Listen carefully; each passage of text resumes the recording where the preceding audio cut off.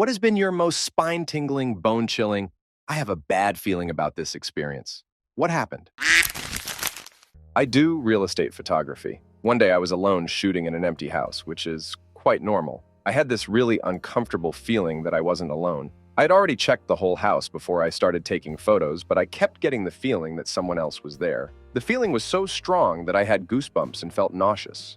I'm not a small guy, but I felt like a little kid scared of the dark. I decided to recheck all the rooms to ease my mind, but didn't find anything. I checked closets, bathrooms, bedrooms, etc., but I was definitely the only one there. As I finished shooting the last room in the house, this feeling that someone was with me was so overwhelming that I pretty much sprinted out of the house when I took the last shot. I felt better when I got outside, but I still had an uneasy feeling.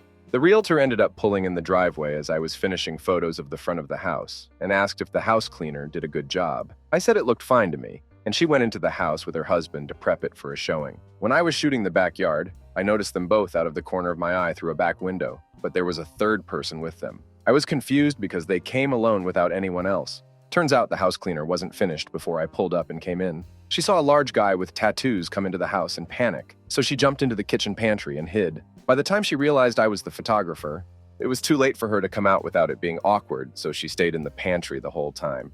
I'm not sure if maybe I saw her out of the corner of my eye when walking past, or if maybe I smelled her perfume, heard her breathing, and didn't realize it, but my subconscious was screaming at me that someone was there. It was the most uncomfortable I've ever been inside a house like that before and made for a funny story after. Story 2. When my kids went to bed, I used to go out to the barn where I had a bottle of whiskey stashed. I'd have a drink and ponder the day, think about my late wife, and attempt to decompress. I suffered heavily with PTSD. Add to that the recent loss of my wife, the stress of raising 2 children that didn't really know me, and intense pain from severe burns I had received before leaving the Marine Corps. It's safe to admit that I was extremely bad. One particular night, I wrote out a long letter to my family, letters to my children, and placed them along with my will, financial documents, etc., on the kitchen table. I went out to the barn with a .40 caliber pistol and had every intention of getting drunk and eating around. I was as low as I've ever been in my life. All of a sudden, my dad walked into the barn. He lived 2 hours away, and we hadn't spoken in a couple of weeks. He picked up the handgun, cleared it, dropped the magazine without a word. I asked him what he was doing there at 1030 p.m., and he said, "I had a bad feeling. Let's talk." That's the one and only time I've ever seen my dad cry. That's the only time we've ever spoken in detail about our individual horrors of combat. My dad saved my life that night, and I've made sure to live my life in such a way as to make him proud of everything I do. Story 3. When I was around 12, I lived in downtown Toronto, and I was walking home late at night from the streetcar stop because I was coming home from swim practice, and both my brothers had hockey in different parts of the city, so I was on my own when I noticed 2 guys behind me. They were matching my speed, and I could hear them talking about my clothes.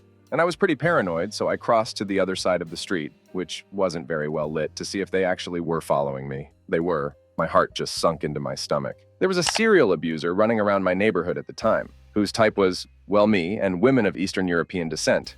Also me, had been going missing lately, so I just started running, full sprint. I didn't even look at the road when I was crossing the street again, but I was 12 and being chased by full-grown men and was 2 blocks from my house. They were getting closer and closer, and I was terrified and trying not to cry and just keep running.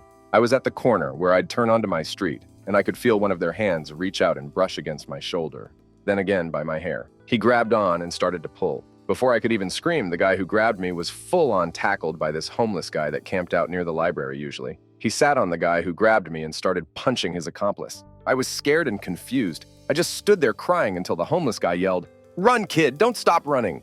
And that kicked me into gear, so I hauled ass home and triple-checked that every door and window was locked and kept the lights off until my parents got home. We called the cops, but all the cops in my neighborhood were either corrupt or incompetent, which is why the serial abuser was never caught, and I suspect the cops were in on the kidnapping and trafficking of Eastern European women, so they didn't do anything. We parents and I found the homeless guy a couple days later and offered him some food and stuff to thank him.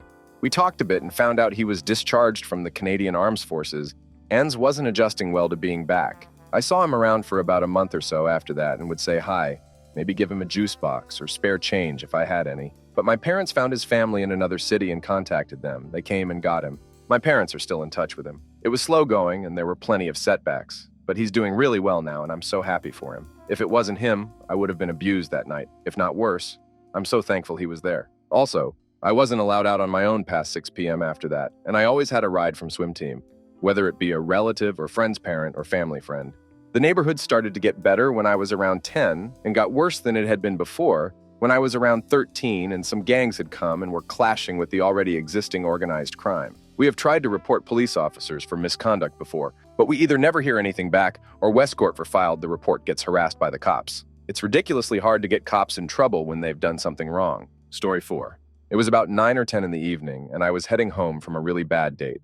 It was a 10 minutes walk from where I was to my home, and I stopped by a red light and waited. It was in the middle of the week, and on the way from my date to the red light, I've met like one person, so there wasn't a lot of people out. From nowhere, I got a really bad feeling, and I knew that someone was watching me. I turned around, and there was a man right beside me. He stood just a bit to close. He saw that I've seen him and started talking about how nice the summer rain was. I ignored him and started walking, although the light still was red. He started walking too. I speeded up for a bit, so did he. My fight, flight, or freeze immediately hit, and from nowhere I stopped walking. He was caught off guard and took a few more steps before he stopped too.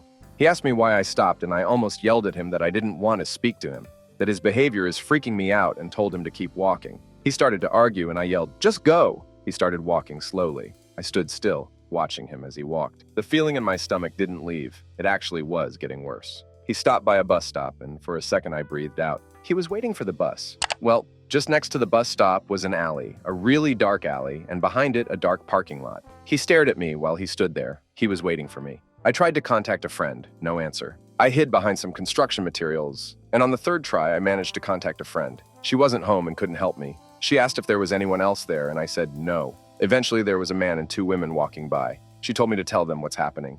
During this time, the guy hadn't stopped staring at me for a second. When I walked up to the group to ask if I could walk with them, he suddenly started walking away.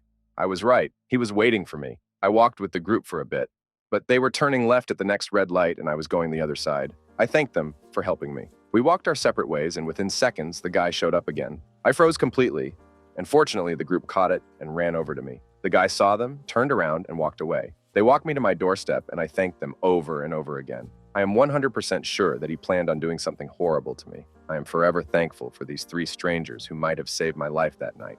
Story 5. I lived in South Africa where home invasions were pretty brutal. Grew up on a plot and lived in the flat adjacent to the main house. One night I woke up randomly around 2 a.m. and had this tingling feeling that something wasn't right. I opened my flat door to look outside and see if anything was going on. That feeling didn't subside, so I decided to get dresses and do a walk around the garden. Before leaving my flat, something told me to peep through the door, and as I did that, I saw some guy walking around the house. I then phoned my sister who lived in the house, but no answer. I then phoned my stepmom, and after a while, my sister answered, which was really strange. I told my sister to wake the F up and walk around the house and make sure the doors and windows were closed as there was someone in the garden. She kept trying to blow it off and even said she'd unlock the house door so I could go inside the house. I told her that's a stupid idea, and I wasn't going outside. Since usually burglars are armed and dangerous and I had nothing to protect myself with. My sister missed a breath during our call, something that usually happens when one is frightened. So out of instinct, I asked her if everything was all right. She should say yes twice.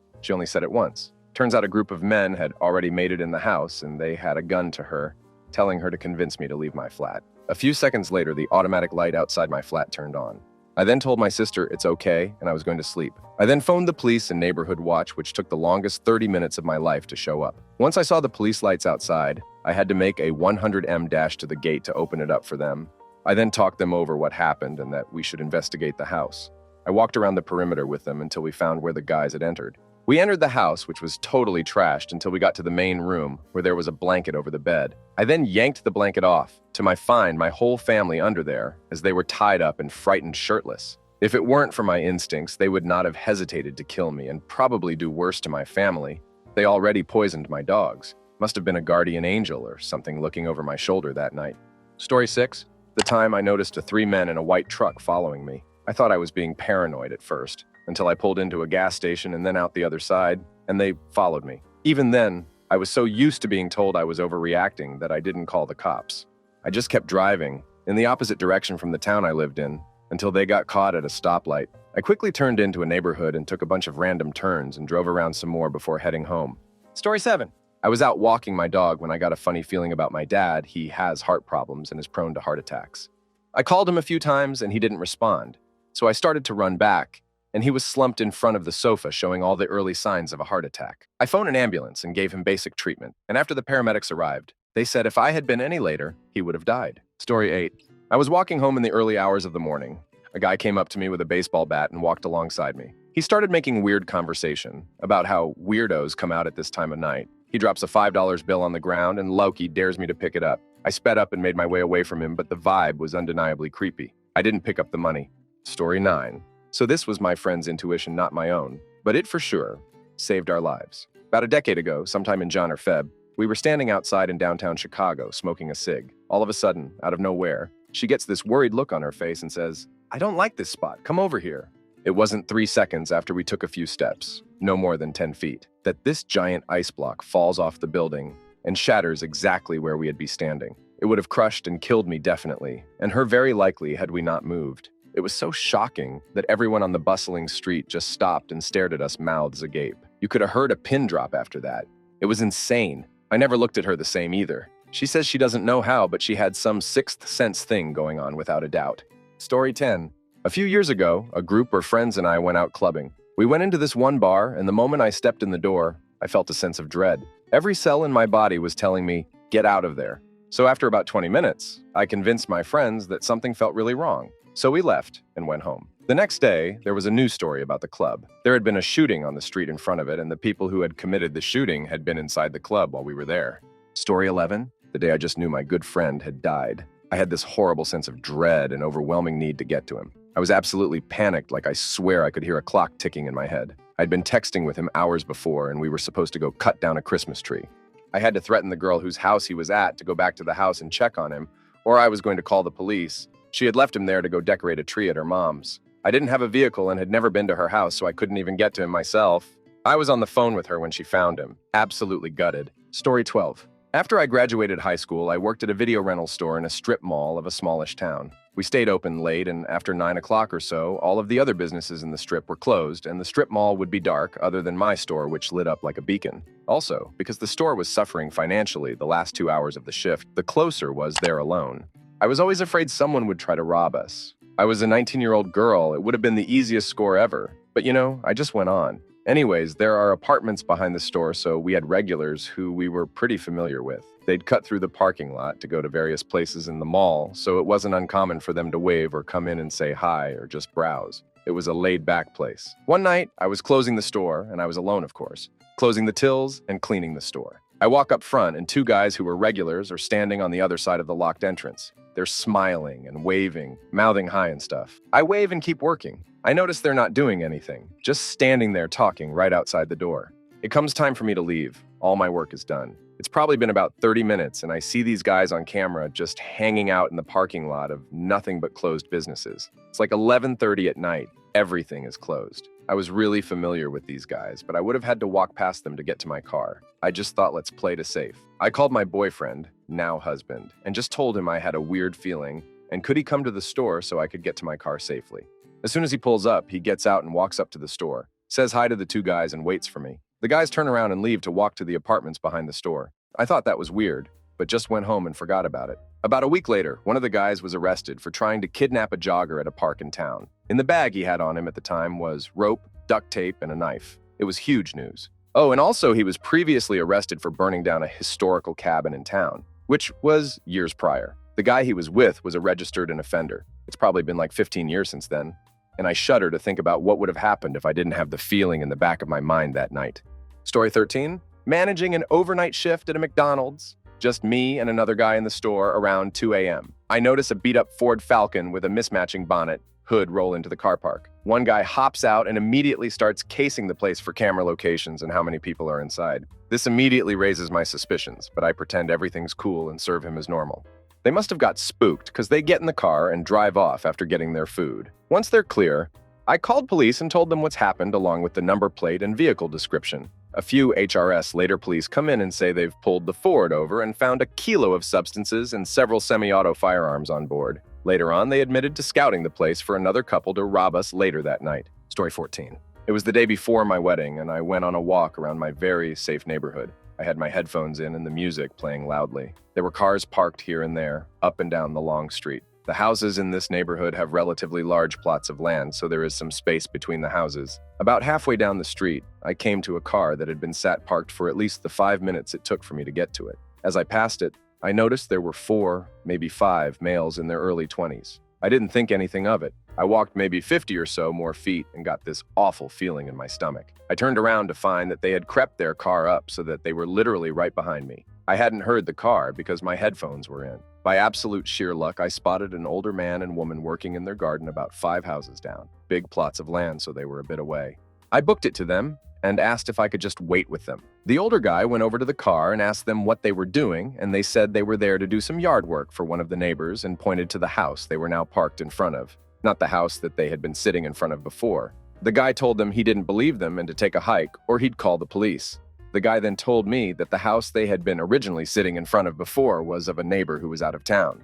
Because there were 5 or so houses down, this couple hadn't noticed the car, or me, before I came running up to them. I often think back on that incident and feel very strongly that had I not gotten that awful feeling that compelled me to turn around, and if that couple had not been in their front yard for me to quickly spot, there would have been a different ending to this story, and the day before my wedding at that. Story 15.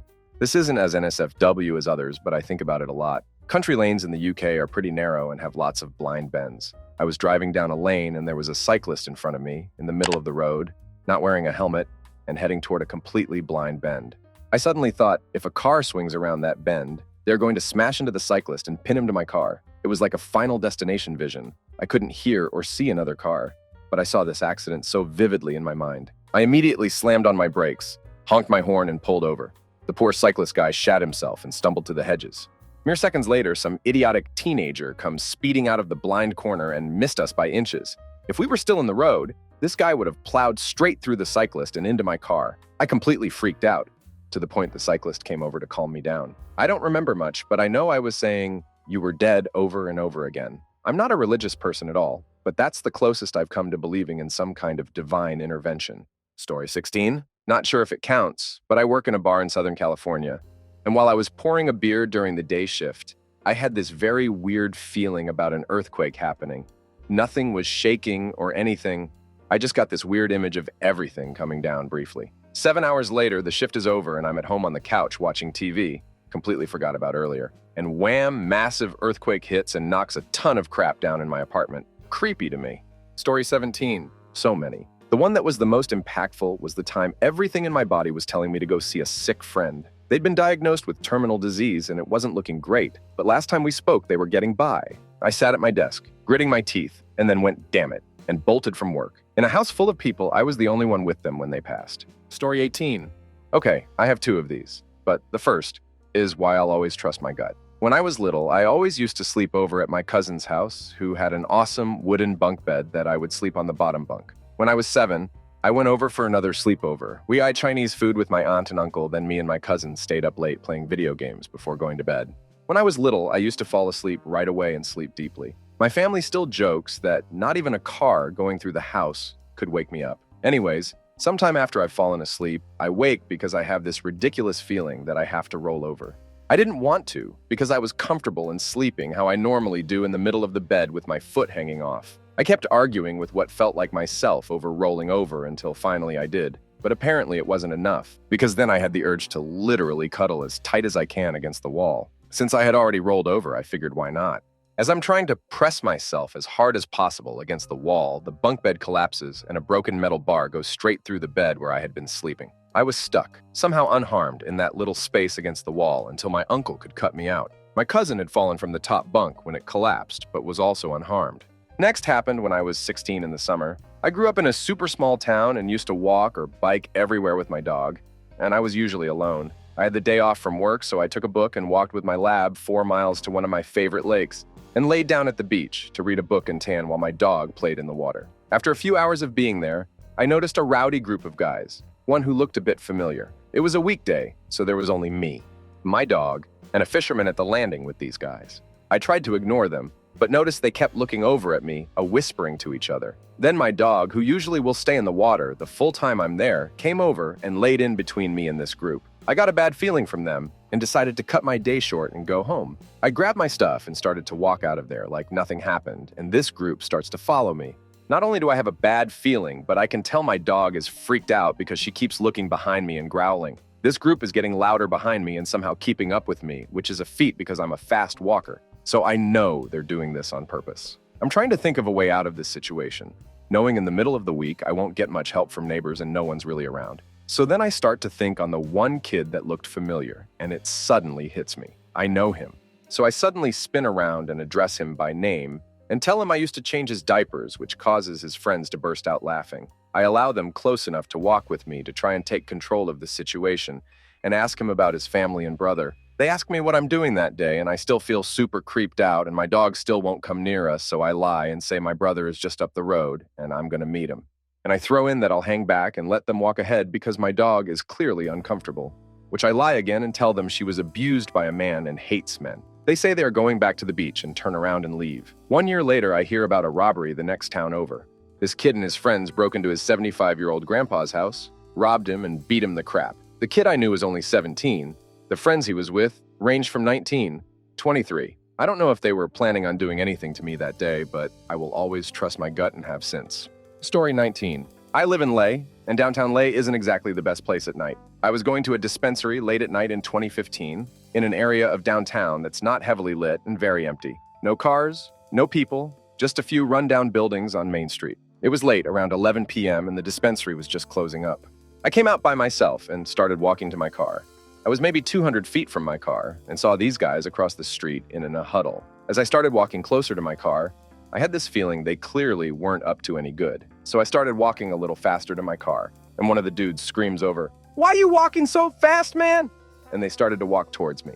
Rather than answer and pause, I decided to start running to my car and unlocked it and got in. As I was starting my car, they had run up to the back of my car, and just as I drove off, one of them slashed the back of my bumper with a knife, and they screamed, "Good thing you got those white boy instincts." Sometimes it's literally a matter of 1 second, and making that crucial decision to not stop that saved my life. Story 20. Nothing bad actually happened, but I was 12 or 13 and taking horse riding lessons. I'd usually be in a class with 2 other girls, but this week neither of them were there. No big deal. There was new male instructor who'd take my lesson. Instead of using the rink, I forget what they're called, by the stables, we go to the 1.5 miles ride away up on a hill, surrounded by trees. I thought it was a bit weird seeing as the usual one was free. On the ride up, he asked me if I had a boyfriend, if I liked boys, and I liked other 13-year-old boys. I was really shy back then and just sort of said that I didn't have a boyfriend and shrugged off the other questions. When we get to the rink, he makes a big deal of my stirrups not being adjusted properly, and although I was pretty experienced and knew them to be fine,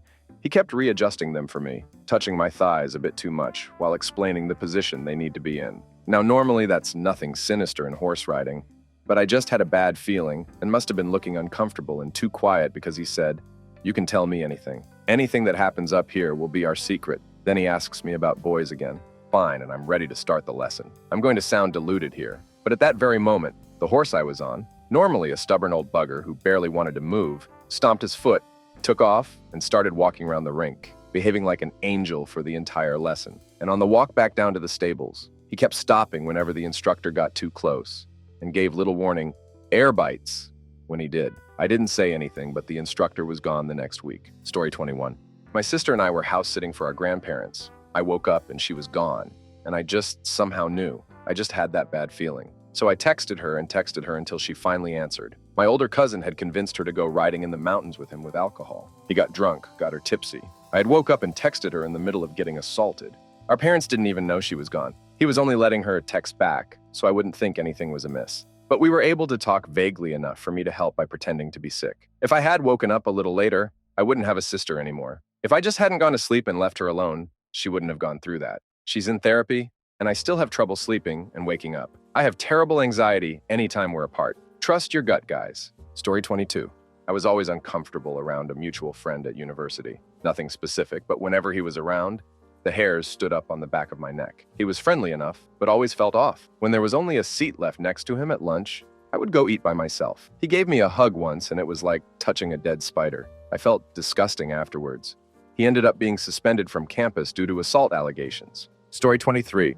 I woke up in a panic early one weekend morning and checked my phone. It was like waking up from a nightmare.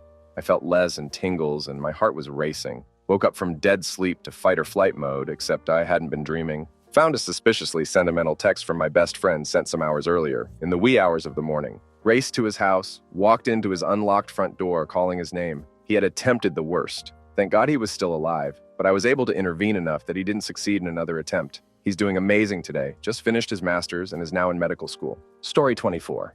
There have been 2 occasions where someone whom I had mutual friends with just made my skin crawl. I was very open about it to both of the separate groups of friends and got the same response both times. That guy's a little weird, but he's great. Dunno why you're such a banana about it, etc. Couldn't explain why I didn't like them specifically, so that didn't help my cause you second. This guy's got caught soliciting for CP services and arrested. Story 25. New Year's Eve, many years ago, Jeff and I went to spend the night at our former roommate's new place. They were a gay couple back before it was as accepted as it is today. An hour before midnight, I felt a crazy urge to go home and started a fight about it with my GF because she wanted to stay like we planned. I won the argument and got my way, and we left in such a hurry that we forgot our blankets and pillows. A couple hours later, in the middle of the night, someone came by and set their house on fire, and both friends died. I'm still ducked up about it today because I know that someone came by that night wanting to buy some kind of pills off one of my friends and was quite rudely turned away. I wasn't paying attention enough to see their face, so I DK who it was, but I know it in my bones that's the guy that did it. Story 26. Work on the railway and had been asked to attend a report of a trespasser in a rough part of London. Was walking down the side of the track, feeling spooked, making lots of noise and hoping not to find anyone. Saw a tall, dark figure coming the other way and started to really freak out. After what seemed like ages, but was probably just a couple of seconds, realized a train had pulled into the platform behind me, and I was just seeing my shadow on a bridge wall. Felt stupid. Story 27.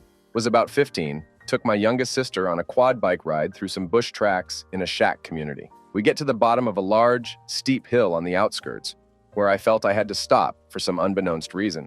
Not even 5 seconds after I stop under the hill, another quad bike flew over us. The guy landed, hit the brakes, and slid into the bushes, jumped off, and ran over to us, visibly shaken, apologizing profusely. He'd been annoying the rest of the community for a couple weeks, with many complaining he is driving the tracks too fast and is being dangerous and reckless. Well, after this incident, he started to drive a bit slower. My parents nearly lost 2 children that day. I didn't tell them about it until I was in my late 20s. Quad bikes are now illegal within that township for unrelated reasons. Story 28.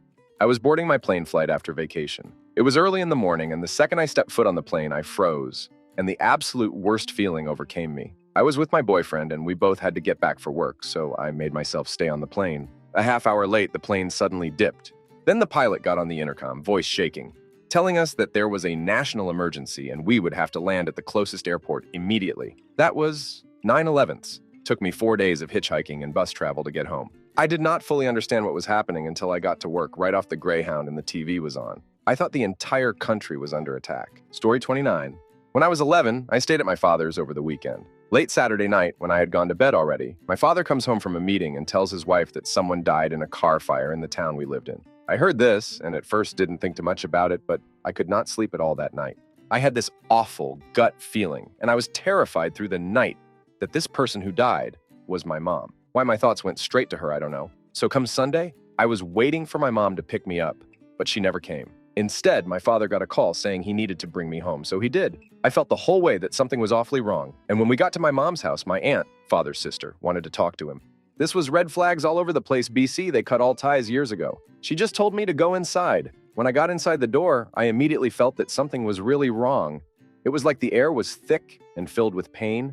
It's very hard to try to describe that feeling. Anyway, I got in the kitchen and thank God my mom was sitting there. I hugged her, and she just let out a quiet, "Patrick's dead." The person who had died in car the day before was my stepdad, which we kind of understood immediately. There were a lot of things surrounding his death that made us understand how sick he was. The whole experience gave me severe PTSD and OCD that I, to this day, still struggle with daily. I turned 25 this year. Story 30. I was at work one day, and I picked up a bottle. It looked wrong. Then I looked up, and everything in my vision looked like it was distorted funhouse mirror style. I had no idea what was happening, but knew something was very wrong. I had my friend take me to the hospital. I called my wife and tried to make it sound like it wasn't a big deal, but I was going to the hospital. A week goes by, and I've been in a coma since that day. My odds of coming out of it were slim, and they asked her if they should let me go. That was January 10th, 2017. I definitely have some impairments now, but life is great. Story 31. Walked past a parked car not too late at night walking home from the gym. Noticed people inside, but didn't think too much of it. Got this crazy urge to run about 10 seconds later, so I ran and then sat down and hid behind a car down a side street.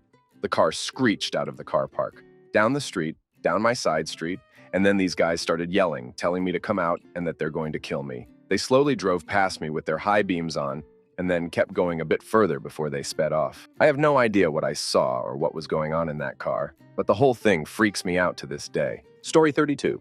Not mine, but my mom's. In 2004, she had booked a flight for herself and 9-yo-me to visit India for Christmas. We got to the airport and she started having a panic attack. She's claustrophobic, so I assumed she just didn't want to get on the plane, but she was yelling and decided to leave. I kind of dismissed it because I was 9 and more focused on Nintendos.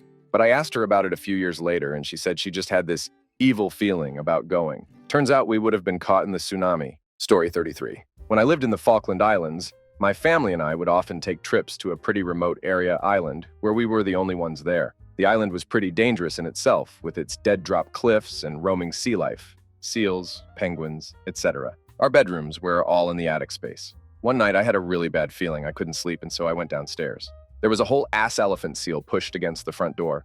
Trying to get in, it sounded like he was headbutting the door, but I'm not entirely sure. Turned out, a whale had washed up on the beach and had taken up all the space, so all the sea land life came to our little house.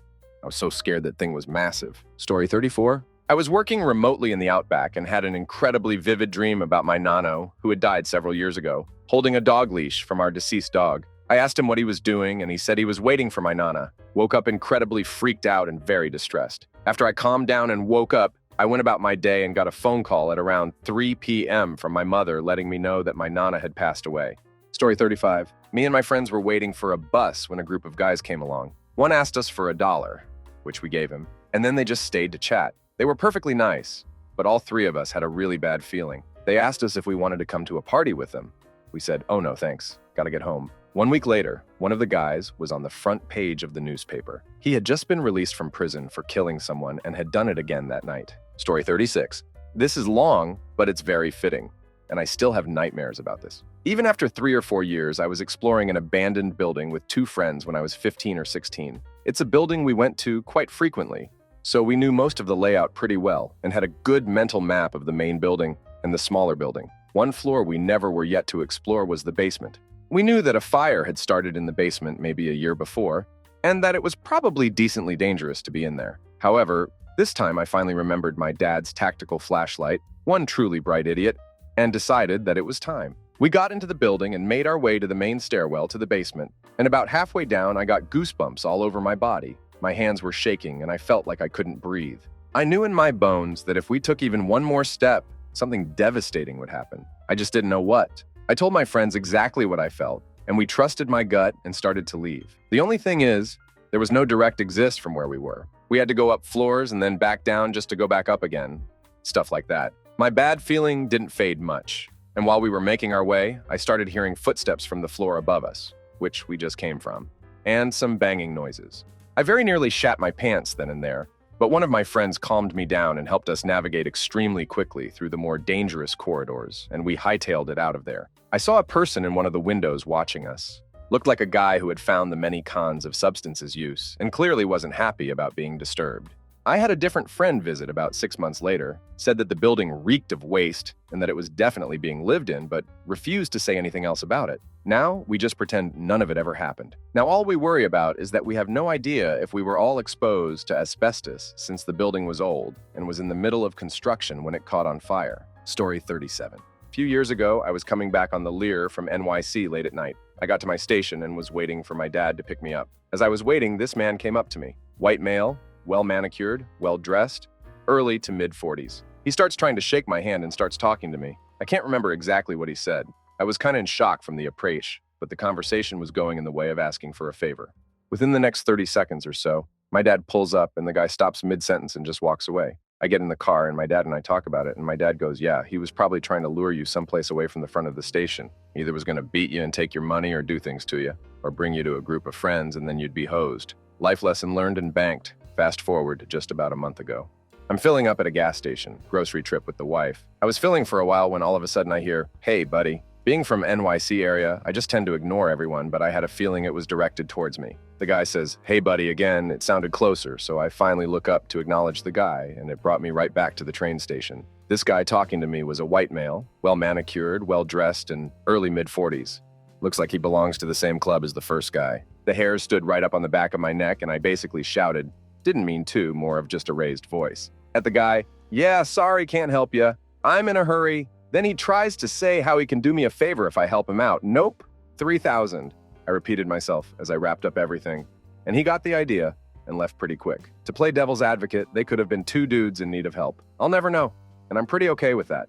Trust your gut, Joe. Also, not to make anyone paranoid, but here's a little extra part. When I got back in the car after filling up, my wife asked me what was up. She calmed me down, but then mentioned that she heard something about people putting Apple trackers on cars. She then tells me that the guy rested his hand on my car, which I didn't even catch. We checked the car when he parked for groceries and didn't see anything, but just figured I'd put that PSA out there. Also helps to always have a buddy. Story 38. I don't have a specific example of this, but as a human, your brain will pick up sometimes on things that don't feel right. If you walk into a situation that doesn't feel right and you feel like you want to get out of there, get the hell out of there. Your brain is picking stuff up unconsciously that your conscious self is not aware of yet. Story 39. Camping with friends at a lake. Went to a party across the lake. This lake was populated, sparsely, with cabins and campsites. Most of us got drunk and we lost track of time. By the time we left, it was dark, and we had absolutely no light to navigate our boat back across the lake. Knowing what we were doing was dangerous and stupid, I was already on edge. But luckily, this story isn't about a boating accident, just a profoundly eerie experience. We got lost. We spent approximately 8 hours on that lake trying to find our campsite, multiple times believing we'd found it, getting off the boat before realizing we were on someone else's property or just wandering into the woods. The eerie, chilling feeling got worse and worse. I felt like I was disassociating. I felt like maybe we'd all died and were now spirits haunting this lake. We all felt something like this and psyched ourselves out talking about it. By now we were out of fuel and using oars, staining our eyes staring into the darkness. Finally, we found our tents. The night had been so alienating, though, that I was genuinely terrified I was going to open up my tent and a copy of myself would be in there already. Or more like the real me would be in there. I felt like I was the copy. I've never felt such a chilling wrongness, but we worked up the courage eventually, and of course our tents were empty. I'll never forget that feeling, though. Story 40. Now, I don't remember this, but my mom does very vividly, as you can imagine. When I was 3, she and her friends were getting ready to go out to the bar in the next city over. My mom, being super young when she had me, was often out on the weekends with friends, so this wasn't unusual at all. However, on this night, I, a usually super well-mannered kid, threw the biggest tantrum of my life, screaming at the top of my lungs, throwing myself around, throwing things, etc., because she was leaving. She was super mad because she couldn't leave me with the babysitter like this, especially since she felt something was wrong because this was very unlike me as a child. Her friends left and she stayed home with me, still pretty pissed off at toddler me. The next morning, she and I walked to my grandma's house to use the phone. No cell phones yet. She calls her friend's house to hear about the night and her friend's mom answers. They had been trying to get a hold of my mom all night, as there was a horrific car accident. All of my mom's friends except for the driver had passed away. Had she gone, there is no way she would have survived in the car. Still haunts me to think about this day. My mom never really recovered from it. Story 41. I was solo backpacking within Inyo National Forest. I had just set up camp and was walking beyond this lake and up above the tree line. After walking about a quarter mile up this meadow, the hairs on my neck began to stick straight up, instant chills. Didn't know what reason, but the gut reaction was enough for me to return to camp. Next morning on the way back to the car, a ranger asks me to be careful. Mountain lion sightings in the area. I think I found out why my internal alarm went off. Story 42. This was in the late 80s. I was coming home at about 2 in the morning and was walking home. Across the street, walking in the opposite direction, was a fabulously dressed up drag queen, obviously heading home from doing a show. Behind were 6 drunk chads. The energy was just off. So I crossed the street, walked up beside her and said, "Hi, my name is Flaming Whisk and I'll be escorting you home." We linked arms and strutted back to her place, with the chads making rude comments and threats the whole way. Sadly, the next day there were reports of several bashings in the Gay Village, the unofficial name of the area. The person I walked home was my friend for 25 years until their passing. My dad, tough Italian type, absolutely loved BB and would often give her rides home after work. He was a musician, so had late hours too. In fact, when my dad got sick, she came and helped my mom look after him. And it was my dad who insisted that BB came to his funeral in full drag. We giggled the whole time because nobody could figure out how this 6FF2 Irish drag queen knew my dad. My dad had a really twisted sense of humor. They both did. Moral of the story, if something feels wrong, it probably is. Story 43. Me and 2 American fellas went to this underground bar in Roppongi, the red light district of Tokyo. When we got downstairs, all the guys in the room disappeared and some sketchy-looking girls came and sat next to us. We weren't about all that. We just wanted to have some drinks, so we thought we would leave without a drink. On leaving, one of the guys physically had to break free from the girls. Crazy idiots. The next morning, we met two Dutch guys who were out for a full 24 HRS after being drunk and robbed in basically the same situation we were in. Passports, cash phones. Lucky for us. Beware. Story 44. Not really spine-tingling or bone-chilling, but some acquaintances of mine stole jewelry from a relative of one of their families. I had no clue. They tried to pawn it and get me to sign the receipt. Oddly enough, I saw 3 cop cars drive by the store when we were walking in. I didn't sign, so another guy did. Turns out they took around $20K worth of jewelry, and they put the guy who signed in jail for 9 months. Story 45. When I was a kid, my family moved into a house with a backyard that was connected to a long stretch of woods with a creek running through the middle. I was down in the creek one day when I started feeling uneasy. It was quiet, but then it sounded like the entire bird population started chirping, and eventually turned into a loud droning noise they all made. I heard something heavy in the tree line walking slowly towards me. This was during late spring, so I couldn't see anything, and I booked it straight to the house. I'm confident it was a coyote, but at the time, my imagination ran wild and it scared the crap out of me. I will never forget how creepy those birds sounded. Story 46. I was driving from my university to my home. I was living in Mexico at the time. When I was at a red light, the SUV that was next to me, a total normal lady with her small daughter in the back, asked me to put down the window. I did. She told me very kindly that there was some liquid going out of my car, that I should probably check that out. I said thank you, put my window up, and considered stopping immediately. When I had that thought about stopping, I got a very chilly sensation on my back, and my legs and my arms felt very heavy. I said, damn it. I just want to arrive home. I am tired today. When I arrived home, I went out to see what happened to my car, and nothing. Not a single sign of a spill. Later that night, I was watching the news with my parents, and there was something about how that exact same thing happened to someone. Your car is leaving liquid behind. You should probably stop and check that out. But in this case, they stopped. It was a couple, I think. And when they stopped, some guys jumped out of some bushes, took their car at gunpoint, and shoot them to gain some time. I was totally thinking on stopping that time. I still cannot believe I didn't do it. Story 47. I live in Tornado Alley in the US. That means I have a healthy respect for the devastation tornadoes can cause, but I'm very used to tornado warnings. One afternoon, it was just starting to get rainy when I saw on Facebook that a meteorologist friend of mine was tracking a tornado potential storm whose path would put it crossing very near my basementless apartment. I started keeping an eye on the storm myself. By the time the sirens went off, I was familiar with the path of the storm. It was heading north-northeast and would probably pass north and west of my home, but too close for comfort. Since we would have to leave our apartment to get to shelter, a grocery store 3 minutes down the road and still in the tornado's path, I made the call, and my then fiancé agreed we would instead just take the highway east, then south out of town, and thus out of the path altogether, and just come back to town in a half hour or so once the storm passed. We put our cat in her crate and loaded into the car in light rain. I drove. Getting on the highway, we could see the storm coming. It covered the southwestern horizon. In the 5 minutes we were on the road going east, we kept looking at this dark wall of rain and cloud, remarking, the tornado is somewhere behind that. We turned south onto the highway proper and hightailed it out of town. By the time we had gone a half mile south, we could see that we were going to intersect heavy rain, so I picked up the pace a little to try to beat the worst of it. The closer we got to the rain curtain, the more I noticed how quickly the rain was racing right to left across the treetops, and the more I felt uneasy. Another half mile south, I was really starting to feel uncomfortable about that rain curtain when we came upon an intersection where about a half dozen cars had pulled over. Not a wreck, just pulled over. That's when I saw a tornado tank. You know, those heavily modified trucks with angled armor plating to keep them rooted to the ground in heavy wind? There was one parked at the intersection. Suddenly, it hit me.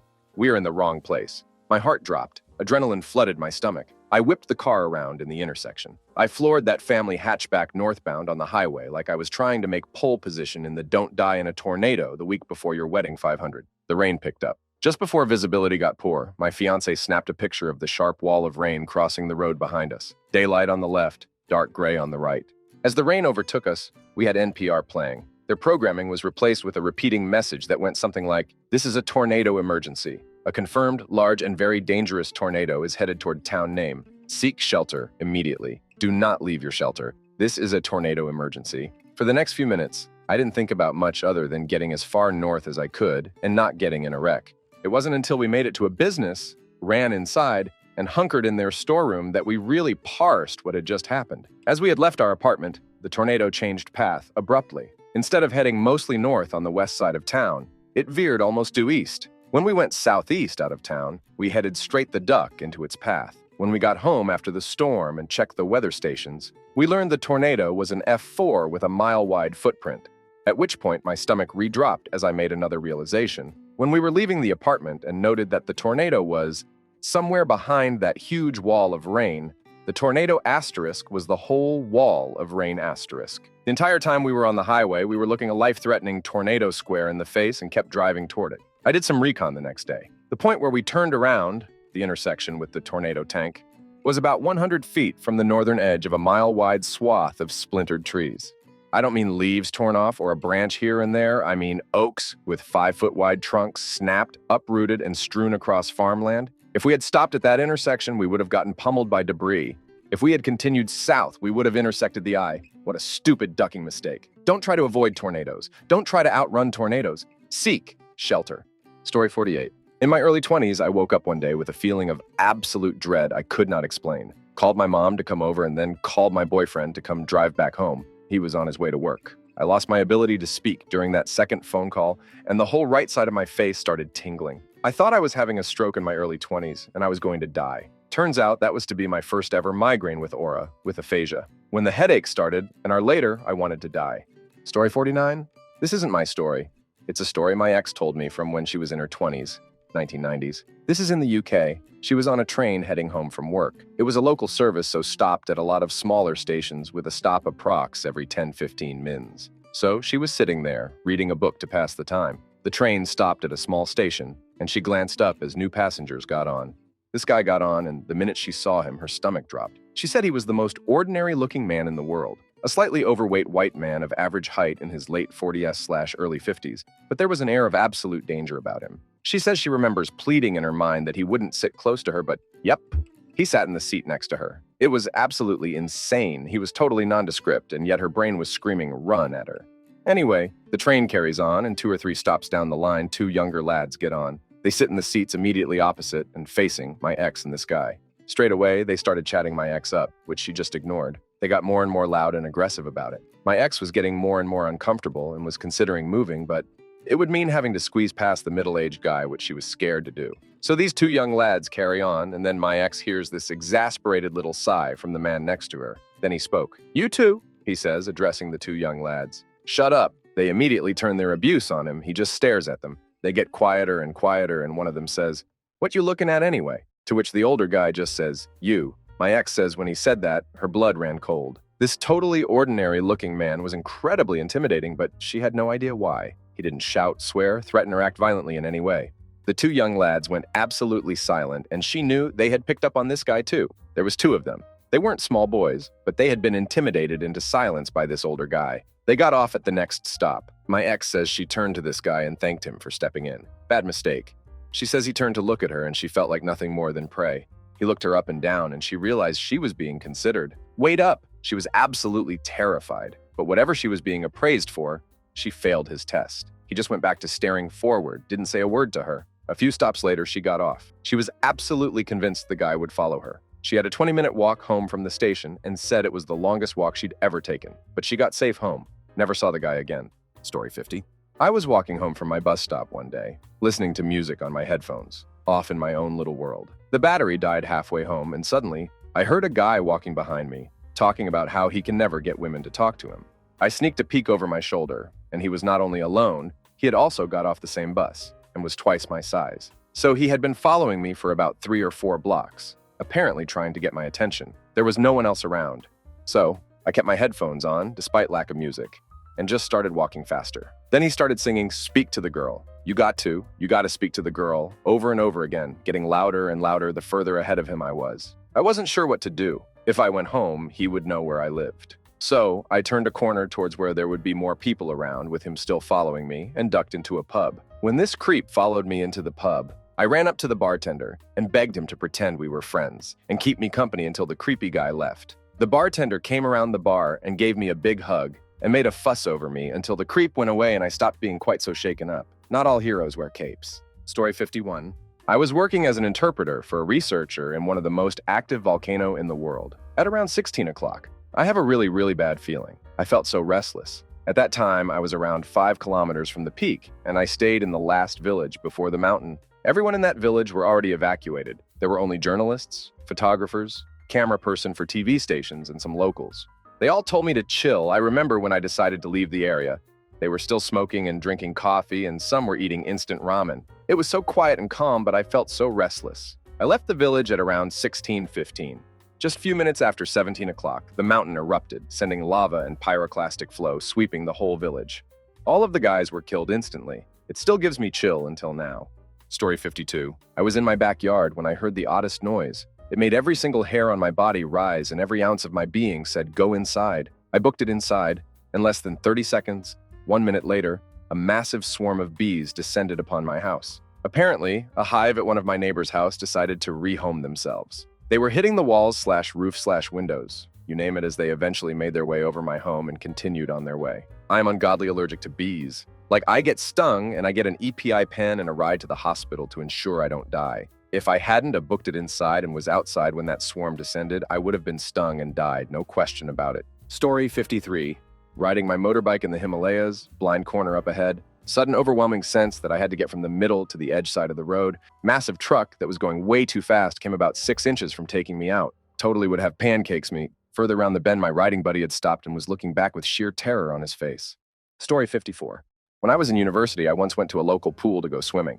Afterwards, I went into the totally empty changing rooms and into a cubicle to get changed. Then I heard someone go into the cubicle directly next to me, which was strange because there were so many other options. Slightly paranoid, I silently picked up my stuff and moved to one further away. Never felt the need to do this before, but something felt off. Again, someone ended up in the one directly next to me. I thought it was very odd, so got my phone out and procrastinated for a while, figuring that Westcourt, where it was, would eventually get bored and leave if it was something dodgy. But I realized in the whole time I was there, it was completely silent. There was no movement of zippers, towels, etc. that you would expect to hear from someone getting changed. I'm now totally unnerved. My gut told me to check under the cubicle divider, so I made it seem natural by making the motion as though I was pulling down my swimming bottoms. Lo and behold, there's a man's hand there with his camera phone filming me. The police were called, etc. Turns out he's done it to at least one other young woman. And not only that, but the pool staff knew him because it's where he takes his daughter to learn to swim. Story 55. A coworker who gave off simultaneous kind of friendly, kind of could snap any moment vibes.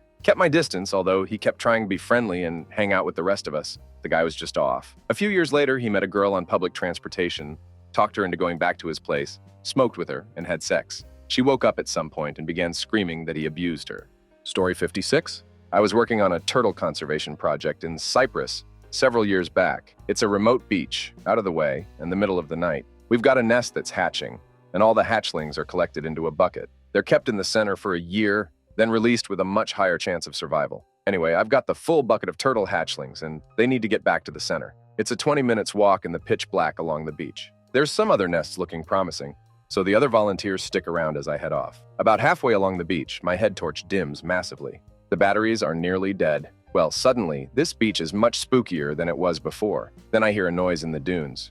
I look over, and in the dim light of my torch, I see nothing. Then a pair of bright, shining eyes appears at the top of a dune. I can see the silhouette of the dune against the stars, but I can't see the shape of the thing with the eyes. Then they start moving down the dune. They don't move like a human, definitely an animal of some sort. As they get closer, these bright white eyes start shining more and more, until I can finally see a huge black shape around them. My knees have locked. I couldn't move if I wanted to, and I couldn't outrun the thing anyway. At this point, I accepted I was about to die. Finally, the monster approaches close enough that I can see it in my tiny bubble of dim glow. It's a dog. That is not a comfort at this point. The thing was a huge black Alsatian, but had husky eyes. If it had been a pet dog, it would have been stunning. But it isn't. It's one of the half-starved feral dogs that live wild. The thing is more than half my height and is probably desperate for food. Then I remember that one of the reasons turtle hatchlings do so badly here is that the dogs dig up a lot of nests. I'm basically carrying a bucket of kibble to this monster, human brains being what they are, and me being in actual peril of my life for the first time. I decide that if I'm here to do conservation work, there's no way this beast is getting my hatchlings. What you've got to appreciate is the timescale over which this is happening. This enormous beast of a canine is running at me. My circle of light only goes about 2 meters out, so it's fractions of a second, and I shout at the beast. I don't recall what. I don't know if it was even words. I might have barked at it, but by sheer luck it worked. The thing turned tail and sped back into the dunes. The rest of the walk back to the center took far less than the usual 10 minutes, and the hairs on my neck were ling the entire time. I was waiting to hear galloping paws and feel teeth around my throat, but I made it back without incident. After that, I always had spare batteries for my torch in my bag, and we walked the beaches together. Not alone. Story 57. For starters, I am in no way a believer of the paranormal. I wouldn't even call myself a skeptic. I straight up don't believe any of that stuff. That being said, we have an old abandoned mental institution in my hometown that is low-key infamous for ghost hunter shows. Growing up there, you just hear so many stories about it, and naturally us teenagers decided to go out there. It's a big 4-story, if you count basement, plantation-style building in a field at the end of the road. Creepy trees all down the roadside too. It really does look straight out of a horror movie. The road is pretty long too, no lights, so it really builds up that suspense. Except we went there multiple times and absolutely nothing happened, obviously, and we'd just walk around and check stuff out. Except the last time I went. I don't know why, but on our 10th-ish visit to the building, every single person in my friend group got a gut-wrenching feeling the second we stepped into the road and stared down it into the darkness. We walked about 100 yards to the first gate, and then I said, "Guys, something just feels off." I felt afraid. I felt like there was a very intense evil waiting at the end of that road. I felt like there was someone watching me from the inky darkness that I couldn't see. Every single one of my friends said they felt the same way. We packed it up and left. A few weeks later, my friends went again, but I refused to go. I'd been there and done that, and the experience I had had last time was unsettling enough for me to call it quits. They went and they had a ton of very weird crap happen to them, including recording what was almost certainly a squatter running across the floor above them. Nothing too crazy ended up happening, but to this day, I have never felt a presence like that. Story 58? My experience happened years and years ago on a blind date. A former friend, unasked, set me up with a firefighter co-worker of her boyfriend. I decided to meet at a familiar, busy sports bar type place. I always paid my way, so this was within my budget. Introduced ourselves. I had reservations because he was pretty intimidating, and I'm not one who gets easily intimidated. So that was the first flag, but naive me decided I couldn't judge a book so early on. People, oh yes you can, it's your gut talking. Got into a conversation and he tells me he is separated with 2 kids, but working on the divorce. Okay, fine. Marriages don't always pan out. He then tells me she has an order of protection against him. Red flags like confetti. He proceeds to tell me it was her fault he had to hit her, because something she did angered him. Food had not yet arrived, so I considered excusing myself out of the date. Had it not been for the fact I thought this guy would follow me out of the restaurant and into the parking lot I would have. He talked, I listened, made a point to tell him I had to be at work very early in the morning. Dude said I was such a good listener and wished more women were like me. I wanted to tell him, "No, buddy, you scare me and I want to live." I get to my car. I decline him walking me to my car. Thankfully, I parked near the restaurant, while he parked far away on the opposite side. I hadn't even gotten out of my parking space when he texted me about another date. I did not respond. He texted me all day at work the next day. I couldn't have responded even if I wanted to. Then he sent me a text that scared me, that he had police officer friends who could track my number to my address, and if I didn't respond, he would show up at my home. That was it for me. I don't take kindly to threats. I happened to work adjacently with the state police and showed them the text. I then also contacted my carrier to have my phone number changed immediately. So I recall this one instance as my most bone-chilling experience. Story 59. When I was a really struggling poor college student, I lived a few miles away from campus where buses didn't frequently go, so I got very familiar with walking the city. Lots of poverty there, so I ended up pretty often in conversation with the homeless. I'd say 80% of them are just going to chit-chat, then ask for money, which I often didn't have, but I'd part with a few bucks here and there if they were nice. Some would hassle and be mean about it. One time, though, a guy was hassling me near a Burger King when I wasn't carrying any money at all. Even, "Sorry, man." He grumbles and I walk off. It's late afternoon in the dead of summer. I cross the street, and to me, he's already old news. Then I hear shouting. Look over, and it's him yelling at me from the Burger King, but now he's got his hood up. I continue on my way. I'm used to it. As I'm walking, though, I just get this horrible, anxious feeling and start thinking I need to go to campus immediately where it's well lit and safe. I look over my shoulder a few times and don't see him, so I think I'm being kind of a wuss. I pick up the pace anyway. Eventually, I go out of my way and reach campus, not even needing to do anything there. After like 30 yards, I turn around and see that dude from the Burger King standing exactly at where I was when I entered campus property looking dead at me. Just standing there, perfectly framed between the trees, hands in his hoodie pockets with the hood pulled tight to hide his face. Story 60. I have 2. I'll start with the mild one, for me at least. My friend and I were outside. I think we were around 14 YO when a group of guys approached us. They were around 17 YO, I guess. It was already dark out, and we were chilling outside near a playground.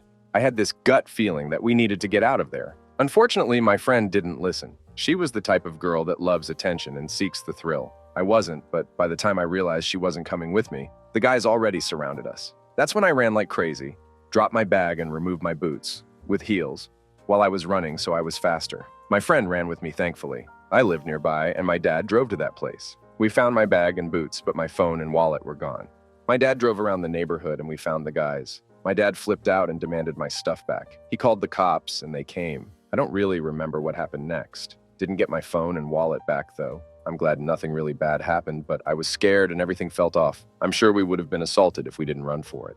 I'm really good with faces, and the main guy that talked to us and was the creepiest of all died a while ago in a car crash. And the last time I had this, I had the gut feeling that my dad wasn't doing okay. He had a stroke and was hospitalized for 17 days at that point. The doctors were slightly optimistic, so no reason to worry. I was putting something in my handbag Saturday night, and suddenly I felt like my insides were coming out, that I had to puke and my stomach just twisted and turned.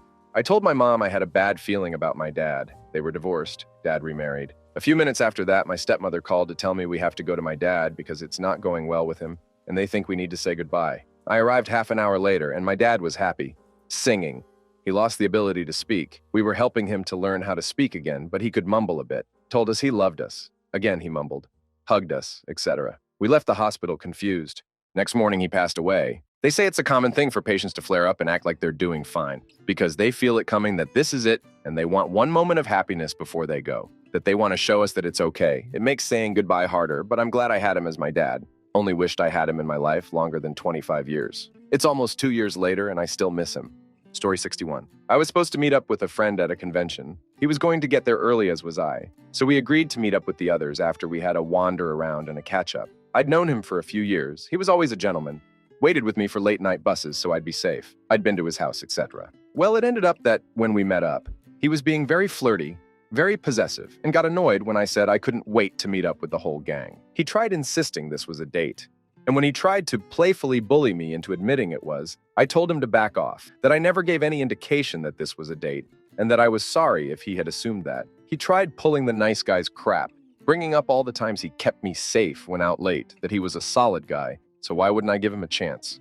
He wouldn't stop pestering me, so I left him and the convention, as I didn't want there to be any tension in the group. My gut was just telling me, nope, not good, time to go. I found out afterwards that he never met the group. He trapped a convention worker in a room and abused her, threatening to beat her if she made a noise. I was sick to my stomach when I found out, and even worse, 2 of my closest friends tried defending him, using his mental illness as an excuse, that he just snapped, but that doesn't explain the premeditation of packing the kit. They implied it was my fault for rejecting him, my fault that that poor woman got assaulted. And I do question if maybe I am to blame for not alerting security. Story 62. I was 19 and went on something like a 3-day binge. To shorten it a little, I ran away from home and set my GPS for Wisconsin. Why Wisconsin? Damn if I know, man. Anyways, I miss an exit and the GPS tells me to take the next exit. Side note, I'm sober by this point, just hadn't slept in days. The exit I take puts me on this dirt path in the middle of the woods in Arkansas. I'm driving a little bit and then I'm thinking, this is weird, why am I going down here? I stop and zoom out on the GPS and it's just a bunch of twists and turns through this dark forest. I look at my gas tank and I only have about 60 miles left. I stop and think about my options. Do I go for it and risk getting stranded in this forest at 4 a.m. or do I turn around and get gas? As I'm thinking, I get this sudden feeling like I'm being watched. I don't know what it was, but my heart starts pounding, so I said, damn this. I can't turn around because the road is so small, so I put my car in reverse and hightail it out of there. I drive straight home going 100 miles per hour the whole way. Wasn't stopping for anything. I was scared crapless, man. A while later, I stumble on this YouTube video, and it talks about this same forest, which happens to be one of the forests where the most people go missing in the US. A lot of people have talked about getting that same feeling and even seeing things. Now, I don't believe in ghosts like that, but what's weird to me is I try to go back and find that same road on my GPS, and it's not there. Who knows? Whatever it was, it scared me enough to admit myself into rehab and get sober. So there's your happy ending. And here's some advice. Don't do psychedelics and watch TV shows or movies that make you question reality. Story 63. I was somewhere around 13 and my sister was 11. Being the elder sibling, I had to wait for her before going back home after school so we would walk together. I finished early one day and called my mom at work, asking if it was okay for me to go back to our house, stay there for 2 hours, and then go back and pick my sister up to walk her home. I wanted to play a video game and didn't want to spend 2 hours at school with nothing to do. My mom was like, yeah, okay, sure, BTW. When I left this morning, the door wouldn't lock, so it's still open. Dad is going to check it out later, but see if you can close it with your keys. 8. Nothing too weird about it. I go back home, and as I opened the door, I felt silly, but couldn't stop thinking that having the door unlocked for the better part of the day was kind of dangerous. I started to get paranoid and started checking every room. Nothing. I tried to lock the door, but my key wasn't working either. I rechecked every room, and as I felt confident that no one was in the house, I went to my room and booted my console. About half an hour in, I heard something. This is the "I have a bad feeling about this" moment. I was using a headset plugged to my controller, so I wasn't sure about what I heard, but my instinct was going wild. I tiptoed near the edge of the stairs that were going downstairs and listened. Nothing. I waited a few moments and hesitated. I could 1. Recheck every room and make sure. 2. Say, "Hello 3, get out of the house." 1 and 2 seemed more appropriate, but I had a gut feeling something was wrong. I stealth mode myself at the bottom of the stairs, checking the kitchen and the living room, and I opened the door super slowly and left the house. I crossed the street and started watching the windows. Nothing. The feeling was sticking to me, though. I waited almost 45 minutes and nothing happened. Then I had to go to get my sister, and it kind of stressed me out, because I didn't want to get her back into the house if I was right, but I also had no reasons to feel like I was. I called a friend that lived in my street, and I begged him to come down. I explained it to him, and he agreed to stay outside for 20 minutes for me to go and pick my sister. Dude was nice enough to propose to go and check inside the house, but we both agreed that I was surely just being silly. I ran to school, picked my sister up, said nothing about the whole thing, and came back as fast as I could. My friend saw me in the distance and started running toward me.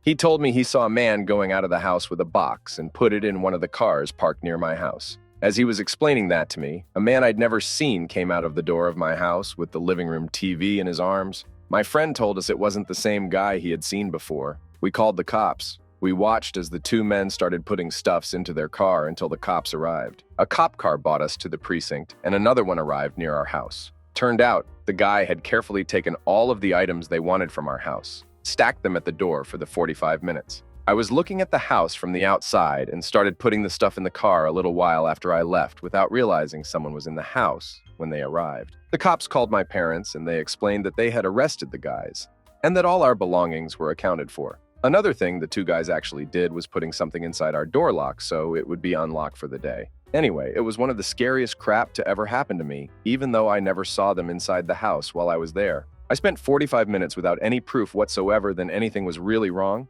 but my bad feeling about this was very strong. Story 64. A few years ago, this guy messages me on Facebook. We talk about music, poetry, writing. He shows me videos of him playing guitar. Everything seems normal. He ends up picking me up from my friend's house. We go to the skate park to smoke some substances. While he's rolling a blunt, I pick up on unusual mannerisms.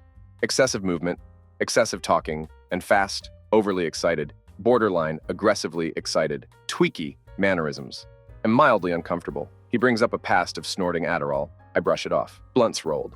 We get out the car and go sit on the top of a half pipe. About 1/3 of the way through the blunt, he starts laughing randomly, small bursts of giggles. He has a distant, yet this mischievous look in his eyes. He looked like he was reliving something. After a couple more outbursts of manically laughing, I'm getting anxious. My dad at the time was going through met-induced schizophrenia. I knew this behavior very familiarly.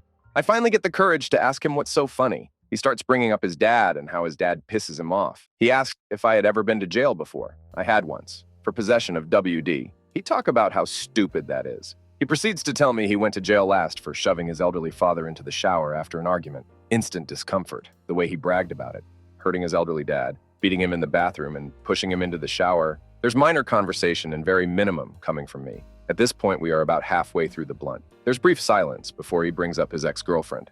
Another frustration in his life. Talks a lot of crap about her, but then mentions her children. The look on his face gives me a sick, sinking feeling. He starts by telling me about the baby. Placing the baby in the car seat. Placing the car seat next to his guitar amp. Turning it up. He told me the louder the baby screamed, the louder he would play. I'm sick to my stomach, scared and shaking at this point. I want to get as far away from him as possible, and yet I couldn't. Substances increased my anxiety by 100. I felt stuck. He tells me she had a daughter. He told me sometimes the girl would spray perfume on herself. The excitement and malicious look in his eyes made my skin burn. I pulled out my phone. I pulled up my camera to record him admitting these things, and he's seen me. He immediately becomes hyper-aware and asks what I'm doing. Panicked, I snapped a picture of a drawing on the half-pipe. A hangman hanging with the words "hanging by my anger" below it. I still have that photo. I insisted he brought me back to my friend's house. He insisted he would, but wanted to show me something first. We're at the end of the blunt, and I insisted I needed to get back. I made up a bullcrap excuse that I was a caregiver for my friend's father, and that he needed me right then. He agreed, but once we got in his car, he told me it would only take a minute. I was uncomfortable. I wanted to leave, and right then I should have ran to the closest house, but I didn't. I reluctantly agreed to let him show me what he wanted to show me. The ride was awkward. He kept telling me I'm going to love this place. It's been 25 minutes, and I don't recognize where I am. We stop at a store. Dude gets out and I message my friend. He asks where I am and I send him my location. Never heard of the city I was in. After digging into his profile later, I realized I was about 20 minutes from the city he lives in. My friend tells me to get out and hide, and he will be right there. Before I can get out and get help, he gets back in. I felt like an animal. I knew he was going to hurt me, wherever he was taking me. As we are pulling out, I demand he takes me back the way we came. He ignores it at first. I tell him to turn around, and he says we aren't much further, but I'm not having it. I had my knife in my hand. I'm pressed against the door. I tell him, I want to go home right now, and he has this empty look on his face when he looks at me.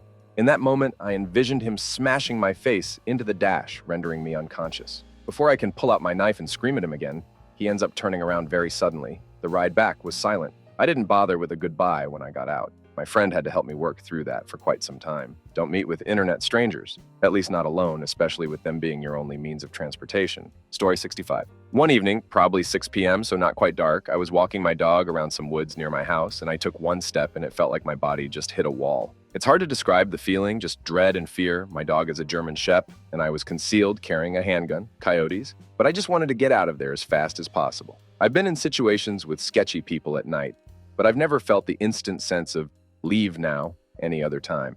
Story 66. At the age of 19, I used to pick up hitchhikers and go hitchhiking myself. The 1990s felt a bit different to now. One day I was traveling from Edinburgh to back home, 70 miles. Saw a fella hitching a ride just outside of Edinburgh city limits with a sign saying north. He seemed to have loads of stuff. Most went in the boot, some in the back seat. He jumped in the front and off we went. He seemed quite awkward and his accent was all over the place. German, French, English. It felt forced though. Small talk was difficult. He looked punk, alt, and so well, we will have music in common. Let's talk about music. He was wearing an Exploited t-shirt, which is a local band. I asked if he saw them while in Edinburgh as they had played 2 days before. Said he hadn't heard of them.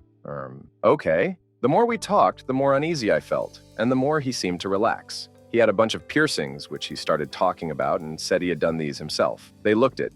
Each one was squint and looked brand new. He started telling me about how he had been spending the last year or so, which sounded somewhat off-grid in terms of living. He had been traveling around Europe on a motorcycle he had built himself. Fair enough. I worked as a mechanic at that point in life, so asked about the setup. He got irritated and changed the conversation. He then got on to how a monk had found him half dead in a field and nursed him back to health. He then worked at the monastery to repay his debt, which sounded like something out of a movie. This bizarre story lasted 30 or so minutes. Through the monetary story, he keeps saying there's no need to pull that face and getting quite aggressive. I mentioned it doesn't really make sense as you have jumped around 4 countries and I'm also driving and trying to listen to a German accent. He then freaks out and starts smashing his fists on the dash, shouting and screaming how he wants out. Fair play, we are almost there soon. As I slowed down to a giveaway sign, he jumps out of the car, flings the doors open, grabs his stuff, and walks off, leaving the doors open. I get out to close the doors and say sorry to the people behind me who had to wait and witness this. I look over to see where he was going, and he was climbing a fence and heading into a farmer's field. I was a little freaked out and just wanted to get home. The minute I am through the door, Ma knows there is something wrong, and I tell her the story. She suggests I check the car in case he stole anything and phone the police. Yep, he forgot some bags.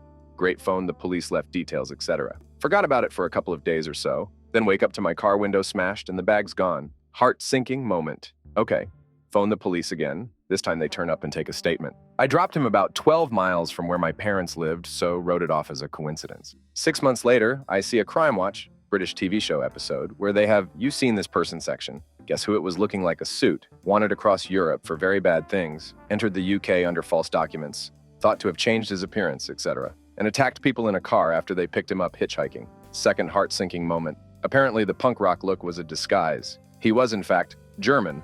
Never picked up a hitcher since. Story 67. At the end of October, someone turned into my lane and hit my car at just the right angle to make my car do half a barrel roll. I slid to a stop on the roof, climbed out myself. Car totaled, but no massive physical damage. I was insanely lucky. Ever since, I have been experiencing serious road anxiety. A few weeks ago, I stopped at a light at a fairly major intersection. My street was 3 straightaway lanes both ways. Cross street was 2 lanes each way. Add in right and left turn lanes, and it's a large intersection. The light turned green for me, and I didn't go. I can't tell you why I didn't go, but I didn't. It didn't feel safe. I knew I needed to look at the cross street and make sure no one was coming. I'm glad I did, because some idiot blew through the red light at about 45 miles per hour. Car to my right saw him coming and braked. Car to my left didn't see him and got nailed. They crashed not 10 feet from me. If I'd gone ahead like usual, I'd have been crushed between those two cars. May not have been killed, but almost certainly would have been injured. Glad to be alive, but this hasn't helped my anxiety at all. Story 68. So this was during a holiday in the mountains. We had been staying at a place surrounded by big, beautiful redwood trees, and we had decided we'd go to the snow on the second day. Me, my wife, and our two kids, aged 2 and 6. The morning was spent traveling from the house to the car, packing things in the boot, and on one trip I heard a thud, crack type noise, like the sound of someone kicking wood, but I didn't see anyone around, so continued loading the car. So we're all in the car now, in the driveway, and my wife realizes we forgot the sunscreen. She grabbed the house keys, got out of the car, and ran into the house. While she was gone, I just had a thought. I should move the car back. It's too close to the gate. I should move it back so she can get back in. It makes no sense. She got into and out of the car by herself, so there was enough space. But at the time, I followed the thought and moved the car back, not very far, less than 5 meters. And then shortly after putting the car into park, I saw the big redwood tree whose trunk at its base was around 150 centimeters diameter, taller than a 2-story house, coming crashing in front of me. The trunk landed right in front of the car, and a brand landed on top of the bonnet and shattered the windscreen. I got out of the car and saw the redwood tree had essentially split at ground level. It demolished the neighbor's cast iron fence and cut off power to multiple homes as it fell. And the bulk of the tree trunk landed right at the center of where the car had been until a few minutes previously parked. We still check the trees whenever we park now, and I'll recognize that thud crack noise now if I ever hear it again. Story 69. When I was doing my PhD, I got offered the chance to go to the Central European University summer school program to do a course that would have been extremely valuable. I even got offered a full scholarship to do the course and free accommodation, etc. A really amazing deal. 2 weeks before I was supposed to leave, I said to my boyfriend at teacher time, something is telling me I shouldn't go. And I was like, what EF brain? This is the opportunity of a lifetime. But the don't go feeling kept getting stronger. So I withdrew from the course, feeling stupid for doing it. The day after I was scheduled to leave, my perfectly healthy mom got sick. A week later, she was in a coma. A week later, we had to turn off life support. Her funeral was a week after that. I would have been away in her last waking moments. Story 70. Not me, but my son's bad feelings saved his sister's life. My kids were 12 and 8. My 8-year-old was born premature and has chronic lung disease, which means every time she's sick, she has the added bonus of terrible breathing difficulties. She had been sick for several days, but we were in the upswing. We lived out in the country of the Minneapolis suburbs, closest hospital 25 miles away. As I was trying to get my son out the door for school, he told me he had a bad feeling about going and that he wasn't supposed to go to school that day. It was a weird way to try to get out of school, so I quizzed him a little. No, he didn't feel sick. No, he wasn't worried about a test or anything. He just felt like he was supposed to be at home. Nice try, kid. I reminded him that our house rule was you had to be puking or have a fever to stay home, so off to school he went. About an hour later, I get a call from the nurse. He has a fever, 99.7, 1/10 of a degree over the threshold to require going home. I couldn't believe it. I load up his sick sister in the car, go pick him up, drive home, asking him what's going on. He says, well, I told you I'm supposed to be at home today. You said I had to be puking or running a fever and I can't make myself throw up, so I made myself have a fever. I don't even know what to make of this. And I'm already frazzled because my daughter is sick, and I'm juggling working from home, so I'm not real nice about it. We get home. I send them both upstairs. Him to his room to lay down with no electronics and her to do a breathing treatment in my room. I had a conference call and returned to my day. Not 15 minutes later, my son comes downstairs and demands something is wrong with his sister, and I need to come upstairs. It takes me a bit to take him seriously. I go up. His sister is in the middle of her breathing treatment with the mask on her face, seems totally fine watching TV. She looks at me and says she is totally fine. I take down her mask and notice her lips are blue, sign of lack of oxygen. I quickly understand she is having a silent asthma attack while doing an asthma treatment, which is rare. We live so far from the hospital, I know I have to call 911. I do. While on the phone with them explaining, my daughter keels over and just stops breathing altogether. I performed CPR for 10 minutes waiting for first responders, volunteer firefighters, another 10 for an ambulance. She didn't regain consciousness until en route to the hospital. It took weeks, but she fully recovered. If my son had not been home, I would have not gone upstairs to check on my daughter for probably another hour, as I was in the middle of work calls. She would have been dead. I've asked my son so many times how he knew, and he doesn't know. He was not worried about his sister at all. None of us were. We were all so used to her illnesses. Nothing about this one was out of the ordinary or scary. He doesn't know why he felt he had to be home. He doesn't know why he got up out of bed and wandered into my room. Doesn't know why he thought something was wrong with his sister when he looked at her. Doesn't know why he came downstairs and insisted I come upstairs. To this day, 5 years later, no answers. I break down internally every time I allow myself to think about it all. Story 71. I live in England and like to go for walks out in the countryside. One time I was walking through some woods on a route that I rarely see people on. There was a stream and quite thick trees, so it was hard to see far off the trail. I saw a clean backpack sitting on the ground next to the trail. I think it just seemed odd because it wasn't by a tree. It was in the middle of this small clearing bit and was sitting up like it had been placed in that position on purpose. The woods were really quiet, and I remember only being able to hear the wind, and I just got a really bad, creepy feeling. I heard someone in the trees further back laughing quietly. It sounded like more than one person, and I just power walked up the hill and away as fast as I could. I rationalized that it might just be some people dipping their feet in the stream, and I got the bad feeling because it just looked a little out of place. But when I needed to go back into the wood on the way back, I felt really bad panic and ended up taking a detour. I used to go on that walk regularly and never felt that any other time, before or after. It was probably nothing, but I still feel creeped out thinking about it now. Story 72. There is a low-income area church in my city that I help out a lot at. It's in a crummy end of town, and lots of the folks who go there have had hard goes in life. Because of this, we are used to having lots of random people stop in with crazy stories. I used to get uneasy around these people because I grew up pretty sheltered. So one day when Robert showed up, I cracked up my uneasy feeling to just that I was being judgmental or something like that.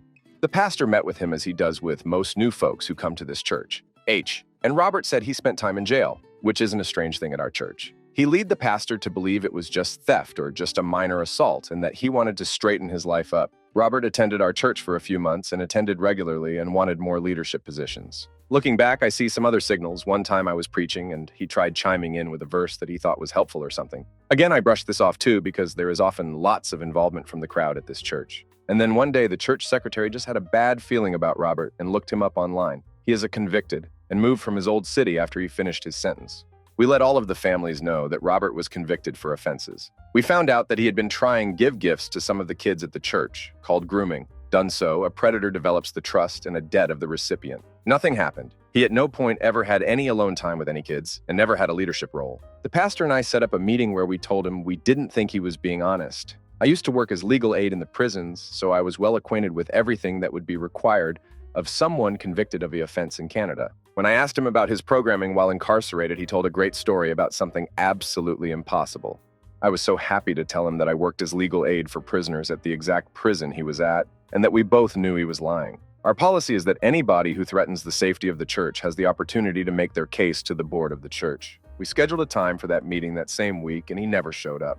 We had expected that, and already had a letter prepared to tell him to kindly never return to our church, and I delivered it to him by hand. We gave him the contact information for a church specifically for offenders. They couldn't do anything because he didn't do anything yet. Robert has never returned. No harm occurred, but it feels like we barely got out of that situation unscathed, and only because someone trusted their gut enough to Google someone's name. I now make a practice of Googling people if I get a bad feeling and letting people know about any bad feelings I have because this situation could have been a lot worse. I still smile when I remember the look of, "Oh crap, I'm screwed," on Robert's face when I told him I worked inside.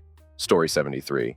My roommate and I pulled out of our driveway, a row of duplexes, to go and get food, and there is a guy on the sidewalk out front just sort of meandering near some parked cars. I immediately knew something was wrong. I mention it to my roommate, and he just sort of shrugs.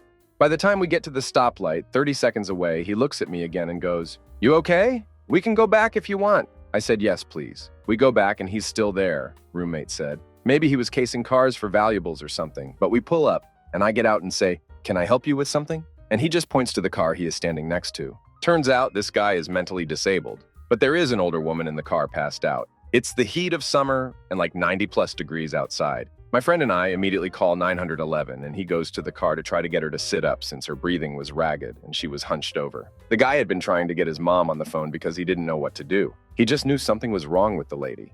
The woman never became responsive while dealing with us, but apparently the ambulance workers had gotten a bit out of her and used her cell phone to call her son. I don't know if she ended up okay or not, but she for sure would have died if we didn't double back. I hope we saved her. Story 74.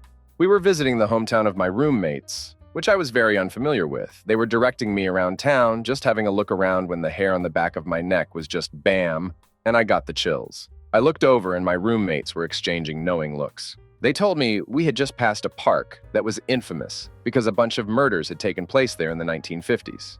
A homeless guy had set up a home in a cave in the park and murdered a guy or more by the time the cops figured out what he was up to. They had directed me past the area as they wanted to see if I could sense it. Could I? This was in Monterey, if anybody is familiar.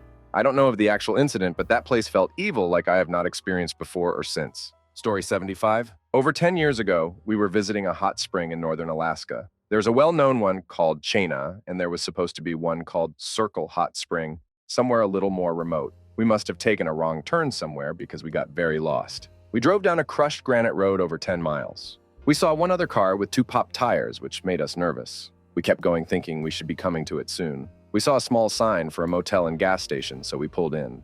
It was something out of a horror movie. The motel had every window broken out with old mattresses propped against the openings. The gas station had only one pump and the door was open. We went inside to ask for directions. There was old music playing on a radio from some back room. There was an ashtray on the counter with a cigarette burning. We called for someone, but there was nobody to be found. We checked the bathroom and it was empty but completely filthy. I mean, crap smeared on the walls, filthy. We were going to grab some drinks and leave money on the counter, but when we reached into the cooler, all the drinks were warm. We were pretty desperate to find someone and ask for directions because we had no cell reception. We walked around the building to see if they just went out back for a break. All we found was a dead dog, half rotten near the back door. We looked at each other and both of us had this look. We were both very freaked out. We turned around and hoped not to have a blown tire like the car we saw on the way in, which was gone on our way back. I'm fairly certain no tow truck would have been able to respond to that remote of an area so quickly. 6. My parents got an outdoor kitchen built in the garden, made with bricks, wood beams, etc. I used to play football a lot there since the pillars of the kitchen kind of resemble a goalpost. One of those times I was actually playing with my little brother. He was the goalkeeper while I was kicking the ball at him. I randomly started to have the worst gut feeling ever about our goalpost, so I urged my brother to stop the game and get home with our dog, since she was in the backyard with us too. I just decided to sit on some stairs around the backyard. Sure enough, after a couple of minutes, the central beam snapped and the roof collapsed, bringing the place down. Had my brother been there when it snapped, he would have gotten seriously hurt or worse. Story 77. When my ex and I separated, I moved several states away and all but disappeared. Don't judge, it was an ugly divorce. Now, after spending a few years in the USMC, I've become very attentive to certain things such as people's habits and pattern, vehicles of people that lived in town, etc. It was a little Midwest college town that basically consisted of 2 bars and a grocery store, so nothing really out of the ordinary really happened aside from the occasional antics from the college kids. After a few weeks, I began to notice a rental car at many places. A grayish Kia Forte. When I stopped for my morning coffee, it was there. Looked out the window at work. It was parked in one of the neighboring lots. Went to the bar after work. It was parked outside on the street. Literally everywhere I went, this Kia was somewhere nearby, but the guy never got out to go into whatever establishment he was parked at. At this point, every time I see this car, my spidey sense goes off telling me, something ain't right here, bruh. After a few days of this, I said, okay, I'm clearly being followed. Game on. I waited until nightfall, climbed out the bathroom window on the blind side of the house, went through a few neighbors' yards around to the back of the car. As it was parked on the street a few houses up, sure enough, the dude was sitting there with binoculars looking at my house. Bear in mind, I am not a small dude. Walk up to the driver's door and grab his collar through the somewhat open window and ask him sternly, who are you and why TF are you following me? The guy immediately sells my ex-wife out, admits he is a private investigator, and says she paid him half up front to follow me to get dirt for the divorce proceedings. He then says, you have got to be the most boring person on the planet. This has been miserable. A good laugh was had. He drove off, never saw him again. Story 78. I woke up feeling a lump in my throat, like I'd swallowed a whole watermelon 3 times in my life. Each time I picked up my phone very slowly and saw an avalanche of different text messages. First, my uncle had been hospitalized after a massive heart attack left him. Second, my grandmother had died from an unknown brain disease very suddenly. And last year, my best friend of over 15 years died. The morning before I found out he had died was the worst sensation. I feel like my danger alert gets more pronounced over the years. The only other time I got that watermelon sensation was when I was already inside school. I made myself throw up to leave school 2 hours before a student brought a gun out somehow.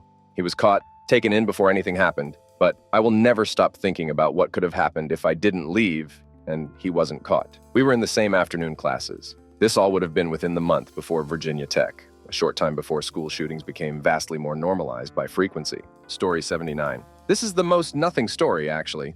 There's no good payoff. But I was at my parents' house, which has some sparse woods in front of it, connected to a small road that connects to a more major one. The house itself is very quiet and insulated overall. The sides of the house have thin woods and then neighbors on each side. The back of the house has thick, long wood that lead into a couple sparse houses and fields. I was downstairs by myself, really late at night.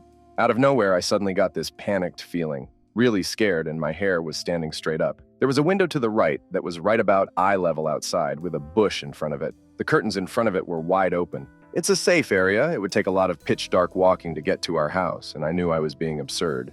But I couldn't stop feeling just terrified and specifically focused towards that window. It was so weird. I shut the lights off, crept up and closed those curtains and ran upstairs. Nothing else happened. Like I said, a nothing story. But I'd lived in that house for over 20 years and never felt anything like that before or since.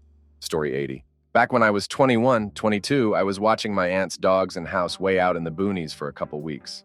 There are other houses around, but they're decently far off, and it's pitch black outside at night. Honestly, it's a beautiful place. And there are deer and coyotes, and occasionally some bear that pass by. A massive summer storm had rolled through, lightning, thunder, raining sideways. The Works and I was staying up working on some homework with the spooked dogs, a Great Pyrenees and a Leuenberger.